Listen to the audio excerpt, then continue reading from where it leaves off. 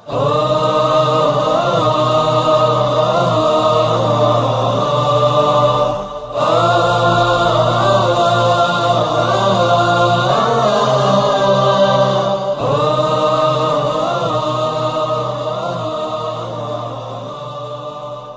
باللہ من الشیطان اللعین الرجیم بسم اللہ الرحمن الرحیم الحمدللہ رب العالمین باری الخلائق اجمعین الصلاۃ والسلام علی اشرف الانبیاء والمرسلین وعلیہ الطیبین الطاہرین المعصومین۔ محترم ناظرین، انسان اور قرآن کے حوالے سے اس پروگرام میں آج یہ دوسری گفتگو ہے۔ ہم نے گزشتہ پروگرام میں انسان کی تخلیق کے حوالے سے بات کی کہ اللہ تعالیٰ نے انسان کو مٹی سے بنایا، مٹی کی اقسام بھی بیان ہوئیں۔ پھر انسان کی مٹی کو گوندھنے کے لیے اللہ تعالیٰ نے 4 قسم کا پانی لیا، اس پانی کے مزاجات اور انسان کے جسم میں اس کی خصوصیات اور مٹی کی خصوصیات اور انسان کے مزاج کی خصوصیات کے حوالے سے بات ہوئی۔ اللہ تعالیٰ نے انسان کو اس زمین پر اپنا جانشین بنانے کے لیے پیدا کیا۔ جب اللہ تعالیٰ نے فرشتوں سے کہا کہ میں زمین پر اپنا جانشین بنانے والا ہوں، تو فرشتوں نے کہا تھا کہ اتجعل فیہا من یفسد الدماء، اے اللہ تو اسے بنائے گا جو جا کر زمین پر فساد کرے گا، خونریزی کرے گا۔ تو خداوند قدوس نے انہیں جواب دیا تھا کہ انی اعلم ما لا تعلمون، جو میں جانتا ہوں تم نہیں جانتے۔ اب انسان موجود ہے، خدا کی زمین پر اس کا جانشین بننے کے لیے تیار ہے۔ فرشتے وہی علم رکھتے ہیں کہ جو خدا نے انہیں دیا۔ اب یقیناً محدود علم اور لامحدود علم، یہاں پر ایک اور نقطہ سامنے آتا ہے کہ اللہ تعالیٰ نے جتنا علم انہیں دے دیا انہیں اتنا ہی علم تھا اور اتنا ہی علم ہے۔ اب اللہ تعالیٰ نے جب انسان کو بنا لیا، اپنی روح پھونک دی، تو پھر وہ جو آدم کی خلقت سے بچی ہوئی مٹی تھی اس سے حوا کو بنایا اور حکم دیا کہ تم دونوں جاؤ اور باغ میں رہو۔ وہ جنت بھلے جنت ارضی جس کے بارے میں بہت سی روایت پائی جاتی ہیں کہ وہ اسی زمین پر ایک جنت تھی، بلندی پر تھی، کیونکہ یہ بھی ایک بات ہے کہ جو جنت اللہ تعالیٰ نے بنائی ہے جہنم کے مقابل، وہ تو قیامت کے بعد حساب کتاب ہونے کے بعد انسان وہاں جائے گا۔ بہرصورت انسان آدم کی اولاد ہے، آدم جنت میں رہے۔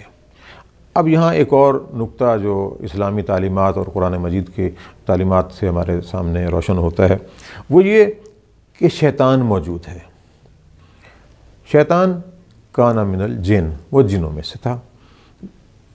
اب اس سے پتہ چلا کہ جنوں کی تخلیق آدم کی تخلیق سے پہلے تھی۔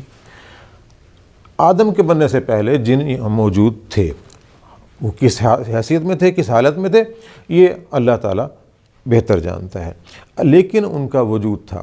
روایات جو ہمیں کچھ بتاتی ہیں کہ اس دنیا میں، اس زمین پر جن آباد تھے، وہ اپنے خود سازی، معرفت، اپنی عبادت، ان تمام سے اس حد تک بلندی پر پہنچتے تھے کہاں ان کا مرتبہ بلند ہوتا جاتا تھا، حتیٰ کہ ایک جن جو بعد میں ابلیس بنا، راندہ درگاہ ہوا، وہ اتنا اپنی عبادت میں زیادہ تھا کہ فرشتوں کی صف میں جا کر ٹھہر گیا، فرشتوں کے ساتھ مل کر عبادت کرنے لگ گیا۔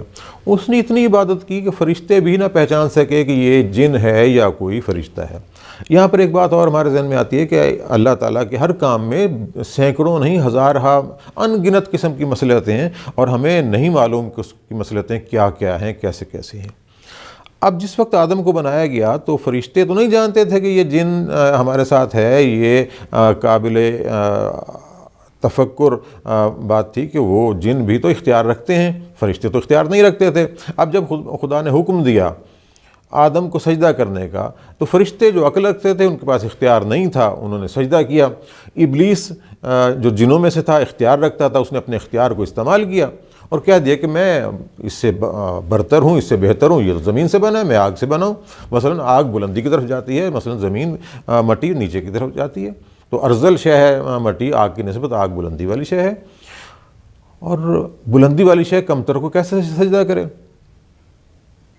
یہ تھی شیطان کی سوچ۔ خدا تعالیٰ نے کیا یہاں بیان فرمایا؟ اب یہاں ایک رحمان کی سوچ آتی ہے۔ رحمانی سوچ یہ ہے کہ بلند تر وہی ہے جسے اللہ بلند کر دے، پست تر وہی ہے جسے اللہ پست کر دے۔ نہ عقل کے معیار پر، نہ خواہشات کے معیار پر، نہ اپنی پسند کے مطابق، کہ جو مجھے پسند آئے وہی برتر ہے، جو مجھے پسند آئے وہی کم تر ہے. نہیں، ایسا نہیں ہے. جو خدا کی بنا پر بلند ہوا وہی بلند ہے. خدا جسے بلندی عطا کرے وہ بلند ہے، خدا جسے پستی میں ڈال دے وہ پستی. شیطان نے سجدہ نہیں کیا. اللہ تعالیٰ نے فرما دیا فخرج، تو یہاں سے چلا جا، انک رجیم، تو راندہ درکا ہو گیا. اب وہ ابلیس بن کر وہاں سے چلا گیا.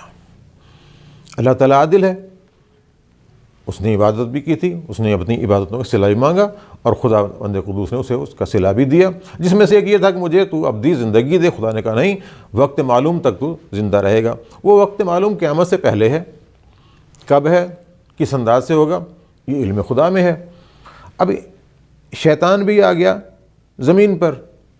اللہ تعالیٰ نے آدم کو بنایا تھا زمین کے لیے، رکھا جنتوں میں.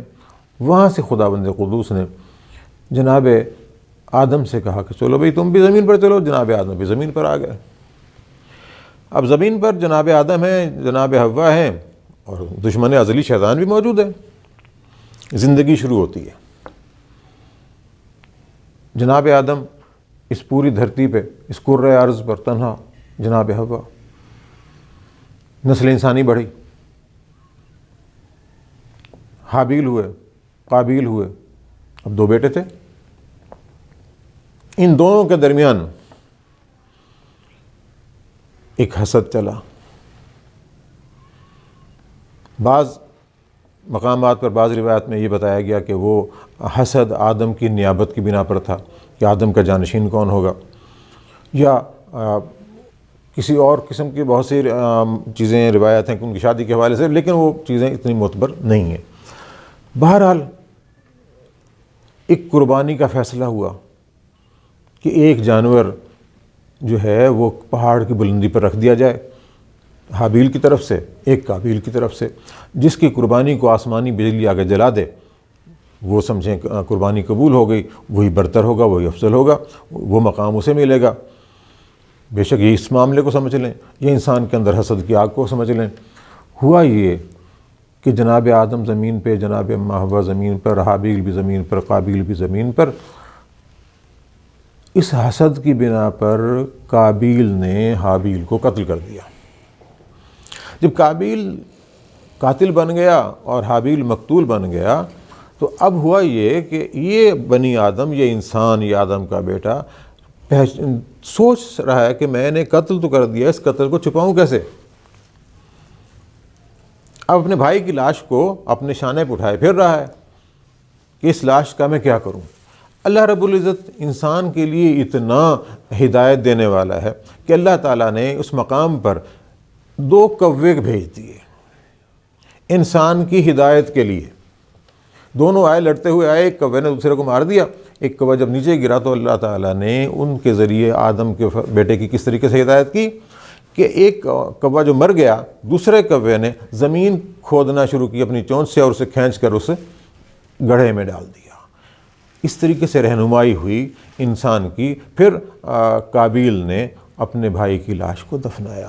یہاں پر ایک بڑی خوبصورت بات سامنے آتی کہ اللہ تعالیٰ قاتل کی، ظالم کی، گناہگار کی بھی ہدایت کرتا ہے، لیکن ذریعہ ہدایت مختلف ہو جاتا ہے.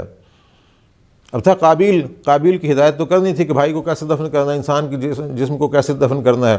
دفن کرنے کے تمام تر مراحل بھی بتانے تھے، تو خدا نے کوے کو بنا دیا، ہادی بنا کے بھیج دیا. وہ کوے آیا اور اس کی ہدایت ہوگی کہ اس طریقے سے میں اپنے بھائی کو دفن کر دوں. پتہ چلا کہ اگر انسان بد کردار ہے، انسان ظالم ہے، تو وہ پاک و پاکیزہ ہادی جو خدا تعالیٰ نے اپنی طرف سے منتخب کر کے بھیجے ہیں، ان کی ہدایت حاصل نہیں کر پاتا. اس لیے کہ جب قابیل قتل کر چکا تھا حابیل کو، تو جناب آدم موجود تھے، جناب آدم سے پوچھا جا سکتا تھا. بہر طور قابیل بچ گیا اور حابیل قتل ہو گیا. اللہ تعالیٰ نے جناب آدم کو ایک اور فرزند جناب شیس عطا کیے. سلسلہ چلتا رہا، آدم کی نسل بڑھی. کتنے انسان تھے نہ معلوم، بڑھتے گئے، پھیلتے گئے. شر و فساد بھی پھیلتا گیا، خواہشات بھی پھیلتی گئیں، حسد بھی پھیلتا گیا، تکبر بھی پھیلتا گیا، مختلف چیزیں پھیلیں. اور پھر ایسا ہوا کہ اس دنیا میں انسان اچھے خاصے ہو گئے، اور انسان ابلیس کی سازشوں کے ذریعے، شیطان کی چالاکیوں کے ذریعے، مکاریوں کے ذریعے خدا سے باغی ہونے لگا. اللہ تعالیٰ نے حضرت نوح کو بھیج دیا. حضرت نوح بنی آدم میں سے تھے، اللہ تعالیٰ نے انہیں نبی مبعوث کر دیا.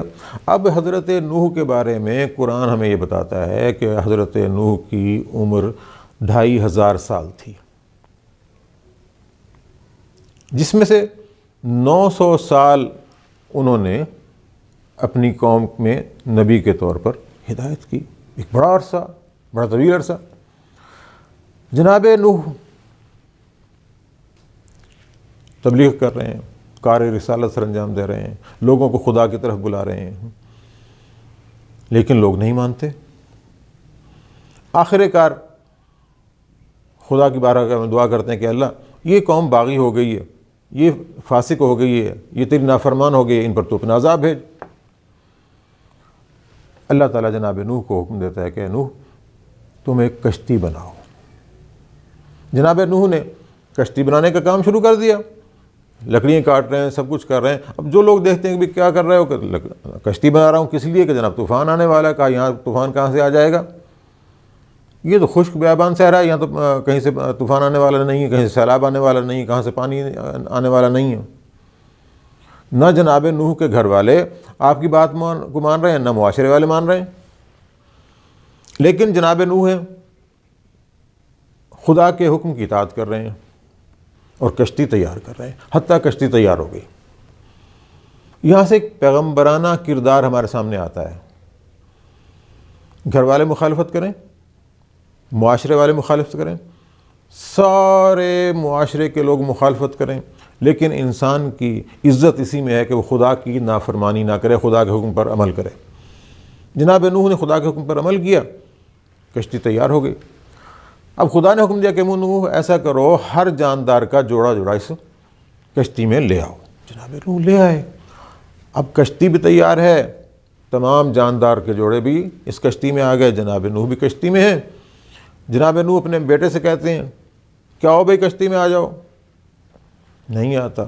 خدا کے حکم سے ایک تنور میں سے، تنور جس میں سے آگ نکلتی ہے، اس تنور میں سے پانی نکلنا شروع ہو گیا، اور اتنا پانی نکلا کہ اس کرۂ ارضی کو پانی نے لپیٹ لیا، اور وہ جو کشتی تھی اس پانی میں تیرنے لگی.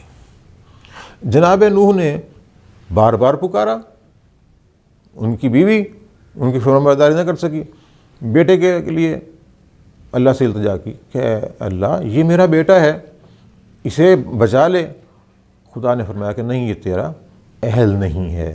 یعنی صلبی بیٹا ہونا اور بات ہے، اہلیت کے حوالے سے بیٹا ہونا اور بات ہے. اگر نبی کا بیٹا بھی نبی و خدا کی فرمانبرداری نہیں کرتا تو وہ عذاب سے نہیں بچ سکتا. انسان اپنے اختیار سے جنت کی طرف جاتا ہے، اپنے اختیار سے جہنم کی طرف جاتا ہے. جناب نوح نے تمام جانداروں کو لیا اور وہ کشتی پھر اس سیلاب کے پانی میں تیرنے لگی، حتیٰ کہ جب تمام کرۂ ارض کے وہ تمام فاسقین، منافقین، کافرین، منکرین خدا جب غرق ہو گئے، ہلاک ہو گئے، تو پھر خدا تعالیٰ نے بادلوں سے بھی کہا کہ تم تھم جاؤ. پانی بھی خشک ہو گیا، کوہ جودی کے ساتھ کشتی نوح ٹھہری. اور پھر جناب نوح نے کشتی سے نیچے آ کر دوبارہ سے اس کرۂ ارض پر زندگی کی شروعات کی. اسی لیے جناب نوح کو آدم ثانی کہا جاتا ہے. جناب نوح سے پھر آگے سلسلہ چلا، چلتے چلتے یہ سلسلہ آ گیا جناب ابراہیم تک. جناب ابراہیم اللہ کے خلیل، اللہ کے دوست، ان کی زندگی انتہائی باکرامت زندگی. اب جناب ابراہیم کے حوالے سے تھوڑا سا ہم دیکھتے ہیں کہ آپ کی زندگی ایک تاریخ ساز زندگی ہے. جناب ابراہیم نے فلسطین میں اپنا مسکن بنایا. اللہ تعالیٰ نے جناب ابراہیم کو ایک بیٹا دیا جس کا نام اسماعیل رکھا. اب جب جناب اسماعیل پیدا ہوئے تو جناب ابراہیم کی ایک اور بیوی جو پہلے سے موجود تھیں، اور دوسری بیوی سے جناب اسماعیل پیدا ہوئے، جناب ہاجرہ سے. اب اللہ تعالیٰ نے حکم دیا کہ ایسا کرو ابراہیم، اس بچے کو اور اس کی ماں کو لے کر چلو چھوٹا سا بچہ ہے، بیوی ہے، حکم خدا آ گیا، ابراہیم خلیل اللہ ہیں، اللہ کے دوست ہیں، جو ہی حکم ملا تو جناب ابراہیم اپنی بیوی کو اور بچے کو لے کر چل پڑے، آ گئے کہاں؟ مکہ میں، بے وادن غیر ذی زرعن، ایسی وادی میں کہ جہاں زراعت ہی نہیں ہوتی، جہاں زندگی کوئی آثار ہی نہیں ہے، سنگلاخ پہاڑ ہیں اور ایک نشیب میں چھوٹا سا گھر ہے، بیت اللہ۔ بیت اللہ جناب آدم کے زمانے میں تھا، اس کی الگ سے ایک تاریخ ہے، بنتا گیا، گرتا گیا، پھر بن جاتا، پھر بن جاتا۔ جناب ابراہیم لے آئے جناب ہاجرہ کو اور جناب اسماعیل کو مکہ میں، اور پھر وہاں ٹھہرا دیا اور کہا کہ اللہ، میں تیرے اس بزرگ و بابرکت گھر کے ساتھ اپنی ذریت کو چھوڑ کر جا رہا ہوں، اب اے میرے اللہ تو انہیں رزق دے۔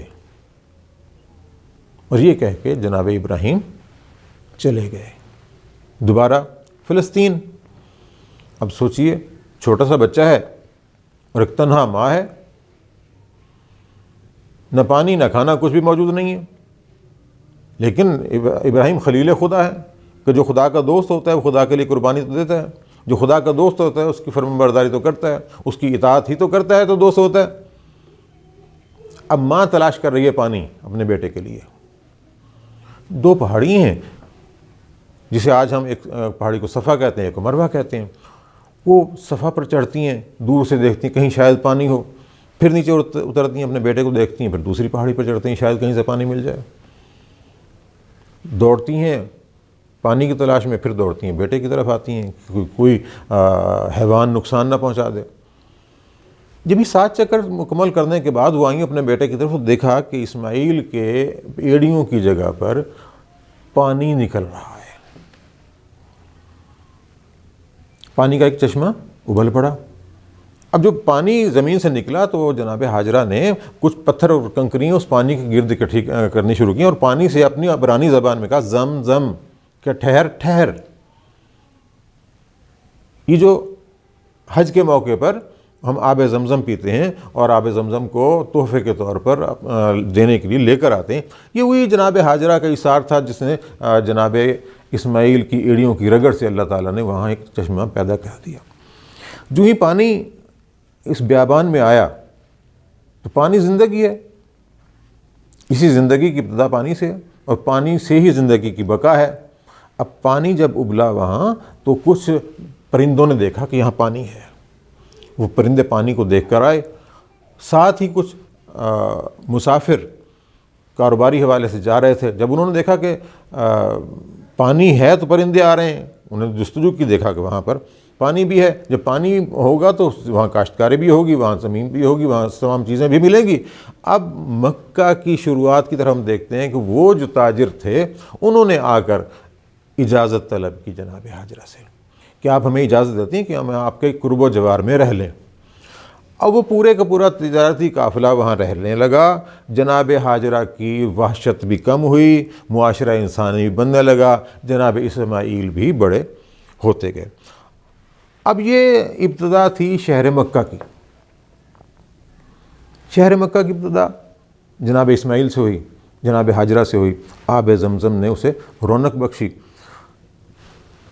محترم ناظرین، آج ہمارا حج کرنا، اس میں لازمی ہے کہ آپ صفا اور مروہ کے درمیان 7 چکر لگائیں۔ یہ 7 چکر صرف اس لیے نہیں ہے کہ ہم وہاں جا کر مشقت کریں یا ایک ایکسرسائز کریں، نہیں، اس کا مقصد ہے کہ دیکھو ایک خاتون نے اللہ کی رضا کے لیے اپنے بیٹے کو اس بیابان میں چھوڑتے ہوئے ان پہاڑیوں کے درمیان خدا سے پانی طلب کرنے کی چاہت میں چکر لگائے، اور اس خلوص کے مقام پر کو جو جناب ہاجرہ کے دل میں تھا اللہ کے لیے، اللہ تعالیٰ نے جناب ہاجرہ کے دوڑنے کو قیامت تک کے لیے تمام حاجیوں کے لازم قرار دے دیا کہ دیکھو جیسے ہاجرہ دوڑی تھی تم بھی ویسے دوڑو۔ اس سے پتہ چلا کہ جو خدا کے لیے کام کرتا ہے، خداوند قدوس اس کے اخلاص کے معیار کے مطابق اس کے عمل کو دوام بخش دیتا ہے۔ بس ناظرین محترم، ہمیں اپنے اعمال میں خلوص پیدا کرنا چاہیے. ہمیں اللہ تعالیٰ کے احکامات پر عمل کے لیے اپنے آپ کو خالص کرنا چاہیے. یقیناً جو شخص اللہ کے لیے خالص ہو جاتا ہے، یعنی جو خدا کا ہو جاتا ہے، خدا بھی پھر اسی کا ہو جاتا ہے. دعا ہے کہ رب کریم ہمیں قرآن مجید پڑھنے، سمجھنے اور اس پر عمل کرنے کی توفیق عطا فرمائے. وما علینا الا البلاغ.